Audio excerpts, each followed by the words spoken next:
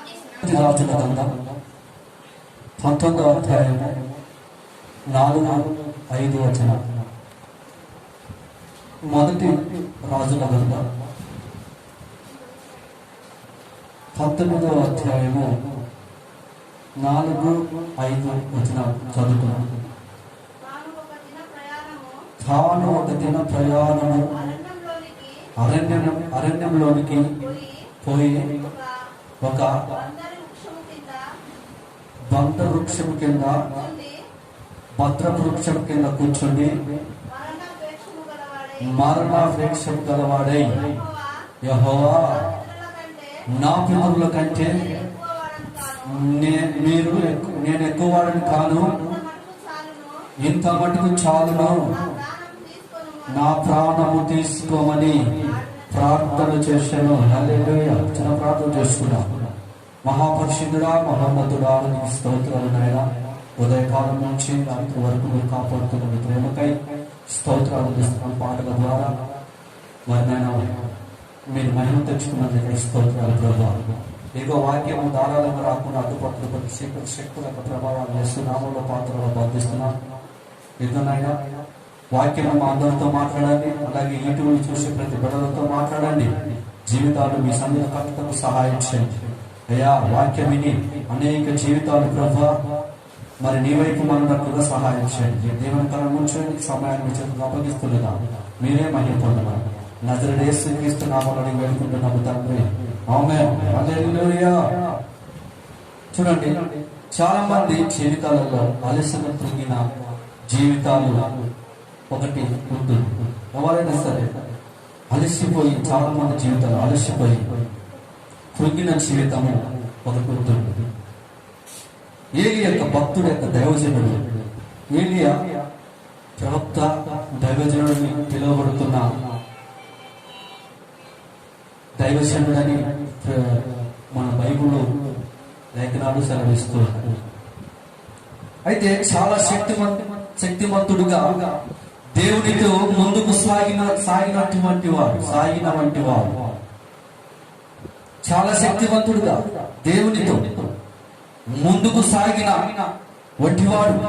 ఆయన జీవితంలో ప్రార్థన వంటి బలమైన వంటి సాధన ప్రార్థనలతో శక్తివంతంగా ముందుకు సాగిన వ్యక్తిగా బైబిల్లో సెలవిస్తుంది. హల్లెలూయా. కనుక ఈయన జీవితంలో ఇంత ప్రార్థన కలిగిన జీవితంలో, ప్రార్థన భక్తి జీవితంలో దైవజనుడిగా పిలువబడుతున్న ఏలియా యొక్క ప్రవక్త విషయంలో చాలా అలసిపోయిన కృంగిన జీవితం కనిపిస్తూ ఉంది. ఆయన ప్రార్థన విని ఆకాశం నుండి అగ్ని కురిపించిన దేవుడు ఏలియా యొక్క దైవజనుడు, ప్రవక్తగా పిలువబడిన దైవజనుడు. శక్తి కలిగిన ప్రార్థన వంటితో ప్రార్థన చేస్తే ఆకాశం నుంచి అగ్నిని కురిపించిన దేవుడు. కానీ కొన్నిసార్లు మన జీవితంలో అలసిపోయినప్పుడు, కుంగిపోయినప్పుడు ఎవరు లేరు, ఎందుకు ప్రభువా ఈ బ్రతుకు, నన్ను తీసుకోమని నీవు కూడా ఎన్నోసార్లు ప్రార్థన చేసిండవచ్చు. ఏలియాలాగా, ఎందుకు నా బ్రతుకు, ఏంటి నా జీవితం? ఇంత ప్రార్థన పురుడే ఆకాశం నుంచి అగ్ని కురవమంటే కురిపించినాడు దేవుడు. ఇంత గొప్ప దైవజనుడు ఒక దినము దేవుని సన్నిధిలో ప్రార్థన చేస్తున్నాడు. అలసిపోయే సమయంలో, కుంగిపోయిన సమయంలో, దిక్కులేని పరిస్థితుల్లో ఈయన ప్రార్థన చేసేదంటే నన్ను కూడా తీసుకో. మరి నీ జీవితంలో, నీ వ్యక్తిగత జీవితంలో ఏదైనా ఉండొచ్చు. నువ్వు అలసిపోయినచ్చు నీ కుటుంబ సమస్యలో, లేదా నీ కుటుంబ బాధతో నువ్వు అలసిపోయినచ్చు. నీకు ఏదైనా జబ్బు వచ్చినప్పుడు నువ్వు అలసిపోయినచ్చు, ఏదైనా నెమ్మది లేనప్పుడు నువ్వు అలసిపోయినచ్చు. ఈ బ్రతుకు నాకు ఎందుకని నీవు కుంగిపోయి ప్రార్థన చేసేటవచ్చు. బట్ దేవుడు అంటున్న మాట, నువ్వు కుంగిపోయినావు, నేను నీ దగ్గరకు వచ్చి వెతుక్కుంటూ వస్తాను. నేను నీ దగ్గరికి వెతుక్కుంటూ వచ్చే దేవుడు నేను. ఇశ్రాయేలీయుల సింహాసనం మీద నేను ఆశీర్వదించిన దేవుడు నేను. ఈరోజు ఎందుకు కుంగిపోయినావు? ఏ పరిస్థితుల్లో నువ్వు కుంగిపోయినావు?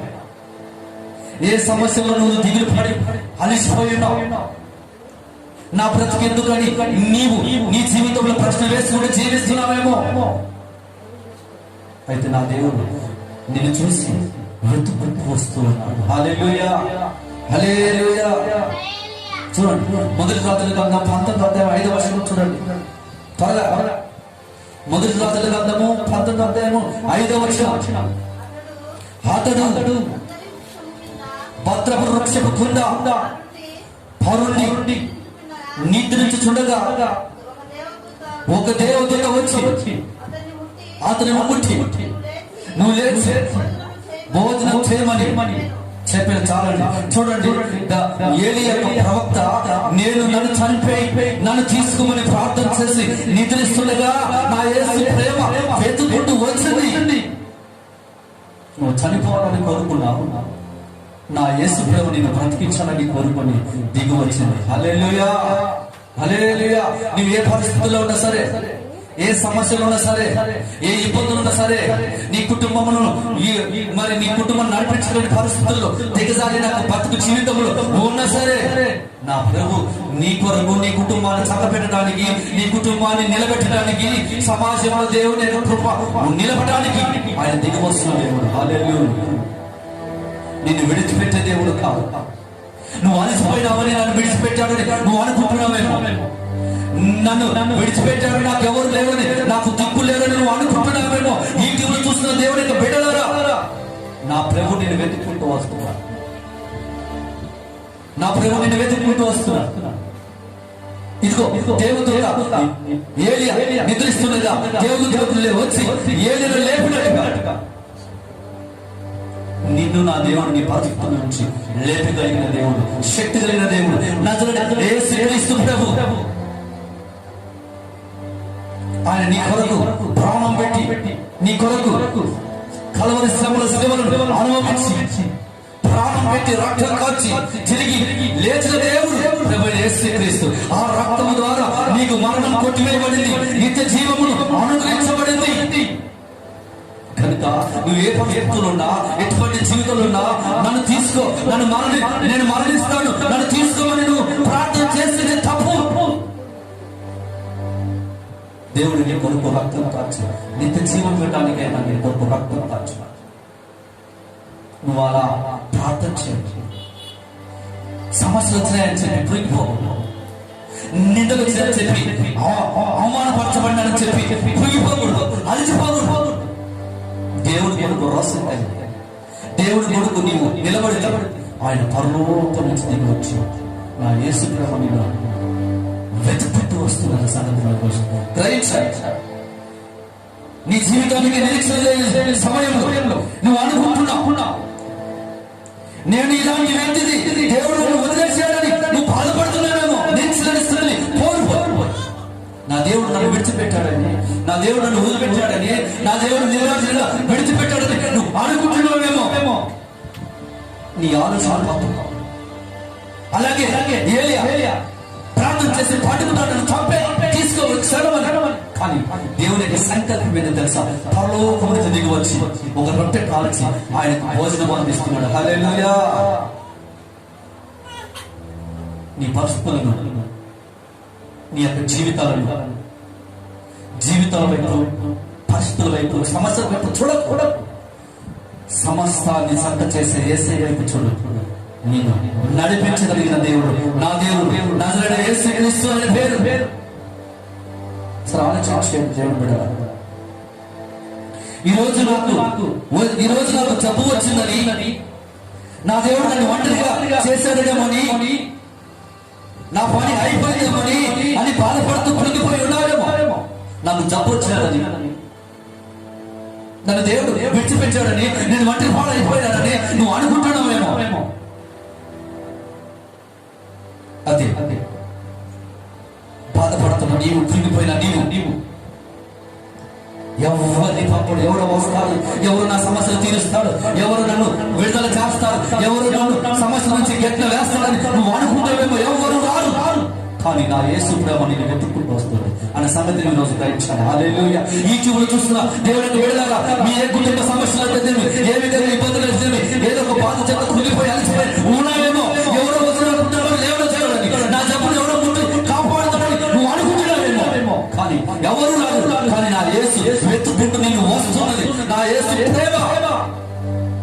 అని ఈరోజు గ్రహించాలి. సాతాను చోటు దేవుడి యొక్క ప్రేమతో నింపబడి శ్రమల్లో దేవుడి వైపు చూడు. శ్రమ వస్తే కుంగిపోతే శాతకాన్ని కావని దేవుడి వైపు వాక్యం చదివిస్తాడు. శ్రమ వస్తే ధైర్యంగా ప్రార్థించాలి, నిందిస్తే ధైర్యంగా ప్రార్థించాలి, కుంగిపోతే ధైర్యంగా ప్రార్థించాలి. సమస్యలను కుంగిపోయి ఉంటే దేవుడి వైపు చూడు. ఆయన వెతుక్కుంటూ వస్తాను సంగతి వాస్తవం. ఈరోజు ఏలీ యొక్క జీవితంలో చూస్తే 1 రాజుల గ్రంథం 19:5 చూస్తే ఆయన ప్రార్థన చేస్తాడు. ఏమని తెలుసా? నన్ను కూడా ఈ రోజు తీసుకో, ఈ పరిస్థితిలో నేను కుంగి ఉన్నాను, నా పరిస్థితి ఇదిగో భయంకరమైన పరిస్థితి, నన్ను నువ్వు తీసుకోమని ప్రార్థన చేసినప్పుడు దేవుడికి సంకల్పం తెలుసా? ఆకాశం నుంచి దిగి వచ్చి ఒక రొట్టె కాల్చి ఏలీకి తినిపించాడు, బ్రతికించాడు. నా దేవుడు నిన్ను బ్రతికించేది, నా దేవుడు నిన్ను నిలబెట్టేది, సమస్యలో నిలబెట్టే దేవుడు, కృంగిన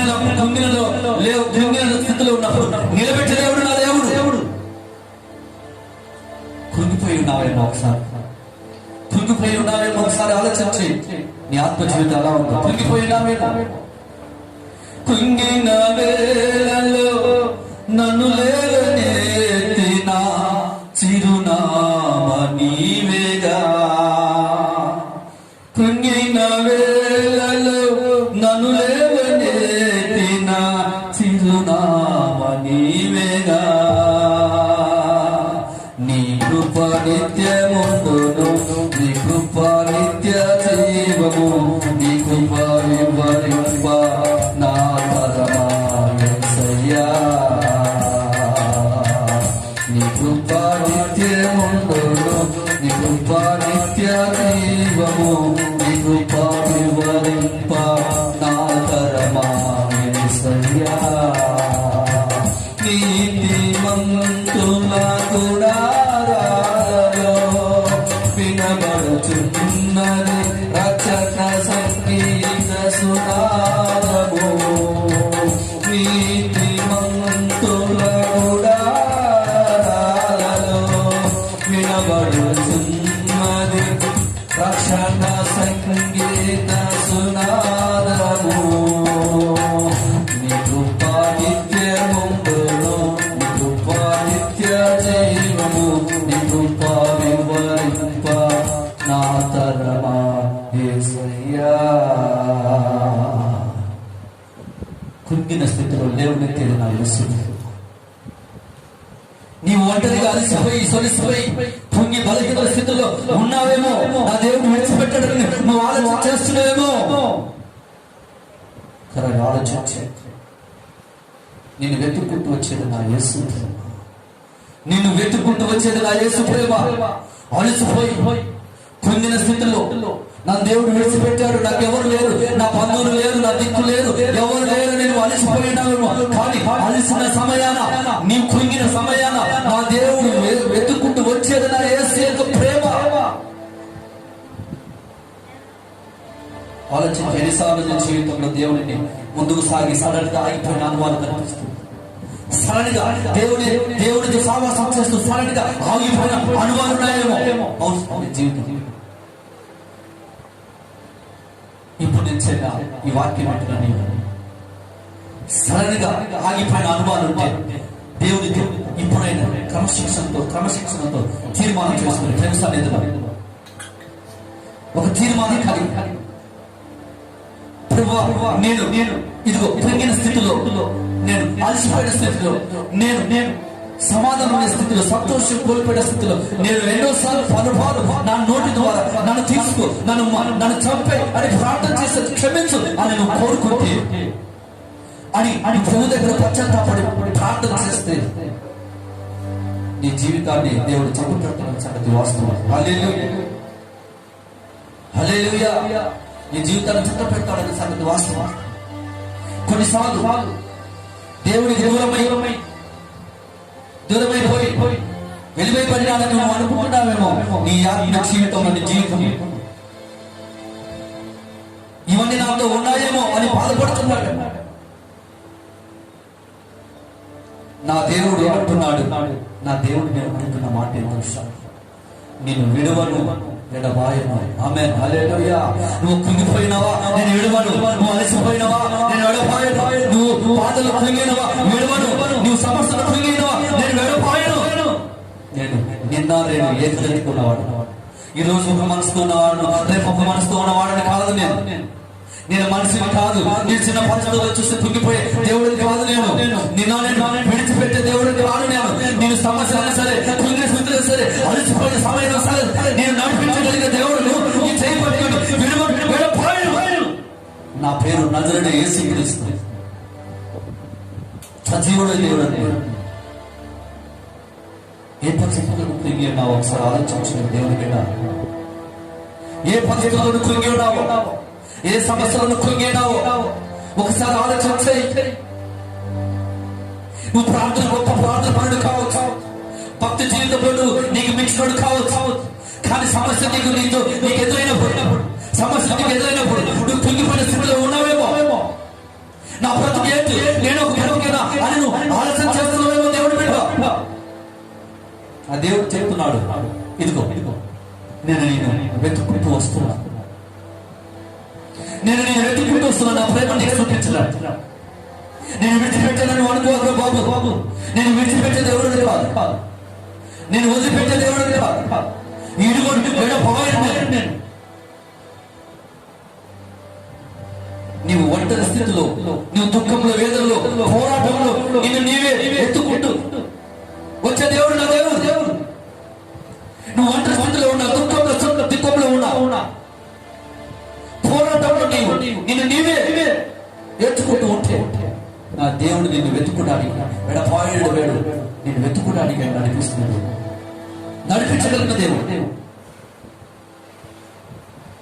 నీ ఒంటరి స్థితిలో, నీ దుఃఖంలో, నీ వేదనలో, నీ పోరాటంలో నిన్ను నేనే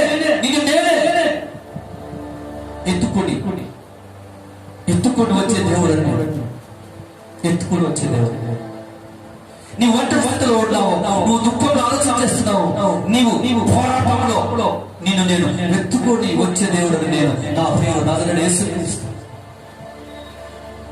వేదనలో సరే, దుఃఖంలో సరే, పోరాటంలో సరే, కృంగిన స్థితిలో సరే, బలహీనలో నీ జీవితాన్ని బలపరిచే బలహీనతలో ఉన్నప్పుడు నేనే నిన్ను ఎత్తుకొని నడిపించే దేవుడు. హల్లెలూయా. ఒకసారి ఆలోచించండి, ఆత్మించండి. నీ దేవుడు నేను వెతుక్కుంటూ నీ దగ్గరికి వచ్చాడు.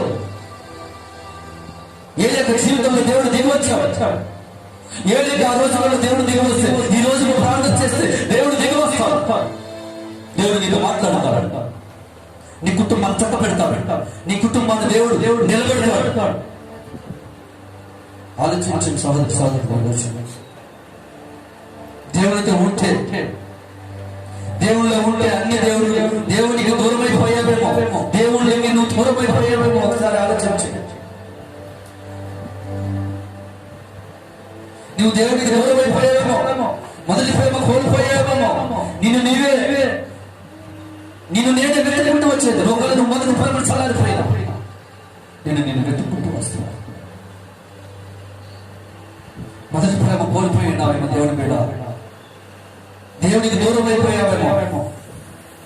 దేవుడు నాకేం చేశాడని ఇంతగా బాధపడుతున్నాడు. నా జీవితంలో దేవుడు ఏం చేశాడని బాధపడుతున్నాడు. బట్ దేవుడు చెప్పిన మాట, నేను వెతుక్కుంటూ వస్తున్నాను. ఇది నా యేసు. ఇది నేను వెతుక్కుంటూ వస్తున్నాను. ఇది నా యేసు. చూడండి, ఆదికాండము 21వ అధ్యాయము 14,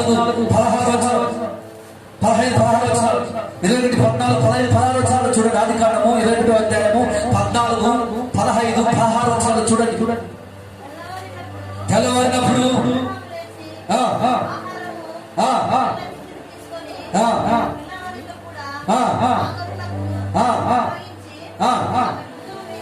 ఆమె భుజం మీద వాటిని పెట్టి ఆ పాపి వేసాడు. ఆమె వెళ్ళి అరణ్యంలో ఇటు అటు తిరుగుతున్నది. ఆ చిత్తులోని నీళ్లు అయిపోయిన తరువాత ఆ బాలుడు పొద కింద ఆ చిన్నవాడిని పండవేసి ఈ పిల్లవాడిని ఆ బాధను నేను చూడలేనని అనుకోని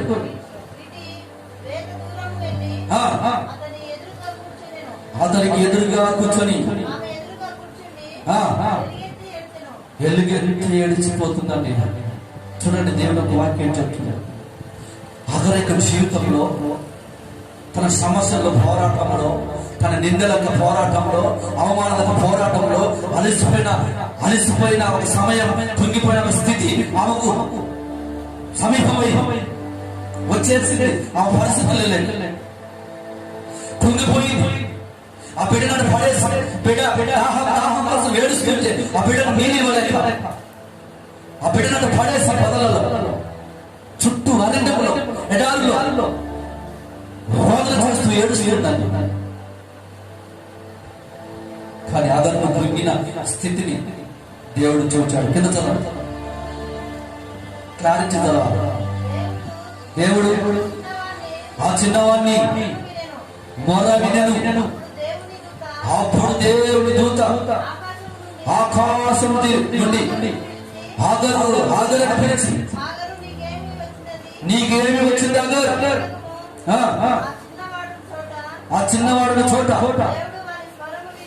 దేవుడి యొక్క స్వరం విన్నాడు. నీవు లేచి ఆ చిన్నవాడిని లేవడు, నువ్వు చేత పట్టుకో, అతని గొప్ప జనముగా చేస్తున్నని ఆమె తాను. దేవుడు దిగు వచ్చాడు, కుంగిపోయి అలసిపోయి, నాకెవరు లేరు, ఎటు చూసినారని, ఎటు దిక్కు చూసినా ఎడారు, ఎవరు సహాయం చేసేవారు లేక ఆ పిల్లవాడిని విడిచివేసి రోళ్ళ చేస్తూ నిలబడిపోయి. కానీ ఆదరణ చూసిన దేవుడు, ఆ పిన్నవాడి బాలుడు ఏడుపు వెళ్ళిన దేవుడు, ఆదరణ చూసి దిగి వచ్చిన దేవుడు, ఈ రోజు నీ పరిస్థితులను చూసి, ఈ రోజు నువ్వు అలసిపోయిన కుంగిపోయిన పరిస్థితులను చూసి నా దేవుడు దిగి వచ్చి దిగి వచ్చి నీకు సమాధానం ఇచ్చే దేవుడు నా దేవుడు. అది ఏ పరిస్థితి సరే, నా దేవుడికి అసాధ్యం అంటే ఏమీ లేదు. నీ పరిస్థితిని చక్కపెట్టి సమాధానం ఇచ్చి సంతోషాన్ని ఇచ్చి దేవుడు నా దేవుడు యేసు ప్రభు కలిగిన వారు. ఆలోచించండి, ఆత్మ జీవితంలో అదర్లాగా కుంగిపోయినారు. నీళ్ళ కోసం అదరు కుంగిపోయింది. నీ కుటుంబంలో ఉల్లిగడ్డలు లేవండి, నీ కుటుంబంలో టమాటకాయలు లేవండి, నీ కుటుంబంలో నీ భర్త డబ్బులు పంపించలేదు, అలిసిపోయినావేమో, మోకరించిన ప్రార్థన జీవితం నీకు లేదేమో కావచ్చు. ఈ రోజున నీవు ఏ విషయం అలసిపోయినా ఒకసారి ఆలోచించు. ఏ విషయంలో అవమానపరచబడి ఒకరు ఆలోచించు. కానీ నా దేవుడు ఆకాశం నుంచి చిన్నవాడి మొర విని అగరును పిలుస్తూ ఉన్నాడు. దిగి వచ్చి అగర్, ఆ చిన్నవాడి మొర నా దేవుడు విన్నాడని,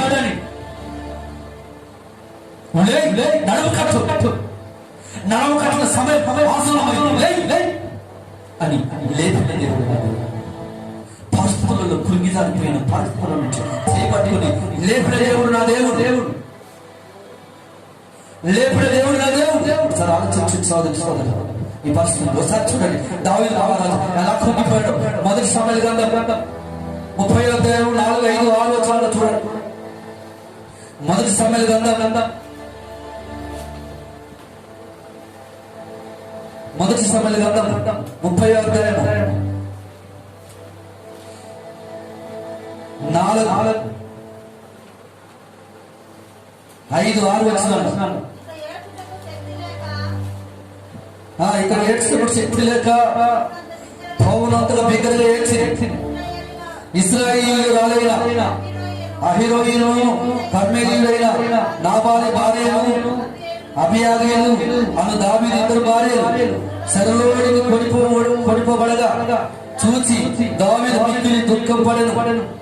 మరియు తమ కుమారులను బట్టి తన కుమార్తెల బట్టి జనులందరికీ ప్రాణము విసిగినందున రాళ్ళు దావీదు మీదకి చంపుదాము రండని వారు చెప్పుకొనగా దావీదు తన దేవుడు యెహోవాను బట్టి ధైర్యం తెచ్చుకొనెను.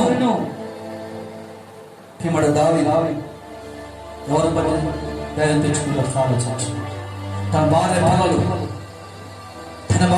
సరళకి వెళ్ళిపోయినప్పుడు జనమంతా తిరగబడినప్పుడు పరిస్థితుల్లో కృంగిపోయాడు, ఏడ్చలేనంతగా ఏడ్చాడు దావీదు. కానీ నా దేవుని పట్టి ధైర్యం తెచ్చుకొని నడుము కట్టుకొని ముందుకు సాగుతూ ఉన్నాడు. సమస్యల వైపు చూడకు, సమస్యలను నిర్మూలన చేసగలిగిన శక్తి కలిగిన యేసయ్య ఆయన వైపు చూడు. దావీదు జీవితంలో పిల్లల కొరకు, భార్య కొరకు రోదన చేశాడు, ఏడ్చలేనంతగా ఏడ్చాడు, కన్నీరు కార్చాడు. ఏంటి బ్రతుకు, ఏంటి పరిస్థితి, నా పిల్లలు ఏమవుతారు, నా భార్యలు ఏమవుతారు, నాకేంటి బాధ, నాకెందుకు ఈ సమస్య, నాకెందుకు ఈ దుఃఖం అని ఎంతమంది ఏడ్చాడు దావీదు. అయితే దేవుడి బట్టి ధైర్యం తెచ్చుకున్నాడు. ఈ రోజు సమస్య చూసి ఏడుస్తున్నావేమో, ఈ రోజు అలసిపోయి ఏడుస్తున్నావేమో, సమస్య వైపు చూడకూడదు. దేవుడి బట్టి ధైర్యం తెచ్చుకొని ప్రార్థన పరుడుగా నడుపు కట్టి లే. సమస్యలు కూర్చున్న చదువు లేదా, నా దేవుడు నేను లేపుతాడు, నా దేవుడు నడిపిస్తాడు. ఆలోచించండి సోదరి సోదరుడు, నీ పరిస్థితి ఏంటో ఒకసారి ఆలోచించండి. నీ పరిస్థితి ఏంటో ఒకసారి ఆలోచించండి. తన దేవుడి దేహాన్ని బట్టి ధైర్యం తెచ్చుకున్నాడు దావీదు. ఈ రోజు నీవు నమ్ముకున్న నీ దేవుడిని బట్టి నువ్వు ధైర్యంగా నడుచుకున్నావా, లేదా పరిస్థితులు చూసి కుంగిపోయి ఉన్నావా? నీ దేవుడిని పరిస్థితుల విషయంలో దేవుడు తక్కువ చూపు చూసి సమస్యలు పెద్ద చూపు చూస్తున్నావేమో. బహుశా నా దేవుడు సమస్యలను తారుమారు చేసి కలిగినవాడు నా దేవుడు. చూడండి ఒకసారి ఆలోచించండి. మార్కు సువార్త 5:25 చూడండి. రక్తస్రావ ఏ విధంగా కృంగిపోయి తన వైద్యుల చుట్టూ ఎన్ని సంవత్సరాలు తిరిగి, 12 సంవత్సరాలు తిరిగి తిరిగి తిరిగి తిరిగి అలసిపోయిందా, అలసిపోయింది. ఆ పరిస్థితి కృంగిపోయింది, నా ఆరోగ్యం కోల్పోయింది, నా పరిస్థితికి ఎవరు లేదు, నేను మరణానికి సమీపమైపోయినానని అలసిపోయి అలసిపోయి అలసిపోయి అలసిపోయి నా యేసు యొక్క కొంగును పట్టుకుందా క్షణాలలో స్వస్థపరచబడింది. నా దేశ ప్రేమ వెతుక్కి తోసిన సంగతి వాస్తవం. ఆమె ఆ ప్రాంతంలో ఉన్నదంత సంగతి తెలిసి నా యేసు నడుస్తూ వచ్చాడు. హల్లెలూయా. ఒకసారి ఆలోచించండి. నయమి రూతు ఇద్దరు చూస్తే ఇద్దరికి ఒకటే సమస్య. తన భర్తను కోల్పోయి బెత్లెహేమును విడిచిపెట్టి వెళ్ళిపోయింది. తన భర్తను కోల్పోయి బెత్లెహేము మోయాబు ప్రాంతాన్ని విడిచి బెత్లెహేముకు చేరుకుంది రూతు. ఇద్దరికి ఒకే సమస్య, ఒకటే మార్గం, ఒకటే సమస్య. ఇద్దరికి భర్తలు చెప్పారు. అయితే నయోమి కరువు వచ్చినట్టు తెలుసుకొని బెత్లెహేము నుంచి విడిచి మోయాబు ప్రాంతాన్ని ఆశ్రయించింది. మోయాబు ప్రాంతంలో ఉన్న రూతు తన భర్తను చనిపోయినప్పుడు యెరూషలేమును ఆశ్రయించింది. ఒకరు మరణపరచబడారు, ఒకరు దేవుడిని దీవించబడ్డారు.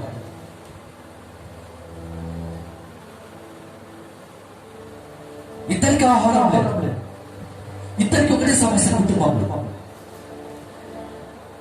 ఈ జీవితంలో చూస్తే ఒకలేమో యెరూషలేము విడిచిపెట్టారు బెత్లెహేము, ఒకలేమో మోయాబు విడిచిపెట్టారు.